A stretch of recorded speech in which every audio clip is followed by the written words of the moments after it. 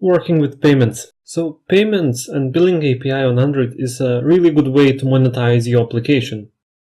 However, the old billing API is rather difficult to use and it needs lots of configuration and additional code to make it actually work. So because of that, there are lots of alternative wrappers that help you to interact with the billing API and just makes your life a lot easier.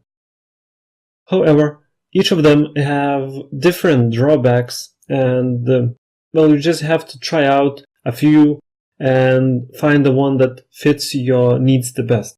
In our case, we have went with Reactive Billing project, and it's a project that uses old version of RxJava, so we need to include that as well because we're using newer version of RxJava, and we need additional library called RxJava2 interop that will help us glue the different RxJava interfaces together. So let's just take a look at the code, the things that we need to do. So first of all, let's start with the purchases service. So in this service, we'll do a few things. We'll call a method to initialize, to start a purchase. And we'll have a method that will monitor purchases if there are any active purchases, if there was any purchase completed while we were in the application. So let's start with the purchase premium method that will call initialize the purchase of our product. And the product we're gonna buy, as we'll later see, will be the extra features inside our application. Obviously, the features are rather simple. Usually, they wouldn't be worth paying for, but as I say, for the exercise, what we're gonna do. So, we start with the reactive billing library by calling getInstance, and then we initialize purchase by calling start purchase and premium SKU ID.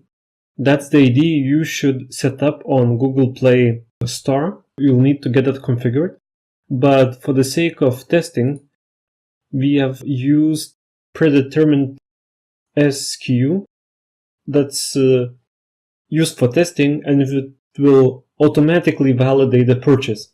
So that's Android test purchase. In real application, you would need to change that with something my application premium product. So, and here we specify that it's just the product. It could be a subscription, but here's just one-time purchase.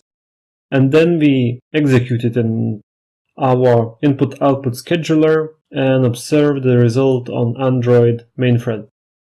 So that will basically initialize the purchase, this one call. The other call is monitor purchases that will, first of all, retrieve the existing purchases from reactive billing library and billing API underneath it. And then it will monitor with this getInstance purchase flow if there are any purchases completed. And if there is a purchase that has been completed while we were in the application, it will record it, and basically it's going to be used for login purposes. So back to monitor purchases. Here we are using observable concat method that will merge the output of a few observables. And it will do that in order. So first of all, it will output this false. So just because we want to provide quick default answer that there is no purchase available. Afterwards, this observable will be executed that will retrieve the purchases from the billing API. So it will do some modifications along the way. It will do some conversions, and then it will check if the purchases contain our premium SKU ID that we have defined before. And all of that is true. It will then return true value. And finally, the very last observable will keep monitoring if there are any new purchases being made. And that's going to be used in the case when all of these return false. Maybe we'll initialize purchase flow, and that will be completed while user is in the application. And at the very top, we have this RxJava interop library, converts old version of RxObservable, as you can see here, to the new version of observable. And it has this different type. It's now IO Reactive X Observable. So sometimes you'll get to use libraries that haven't been updated with the newest version of RxJava, so that's a very handy thing to know, that there are libraries that help you glue the old and the new code. So when we have all of this, we can start working with the purchases. So we will initialize purchases in the stock summary layout. And first of all, there's going to be a button. If there are no purchases made, it will show a message buy to enable, and it will call on purchase request on our stock view model. If the purchase is completed successfully and there is now an active premium subscription product being bought, this will layout be changed automatically to hide this button. This will become gone because summary is now active. And it will start showing the portfolio value. That's the extra feature we're talking about. So in the stock view model, there is on purchase request method that will initialize the purchase, and it will follow through the flow that we had analyzed before. And at the very top in our bind method, we have another observable that reacts to the changes of, well, the data and our model data. So it reacts to portfolio item changes, and it also now reacts to purchases.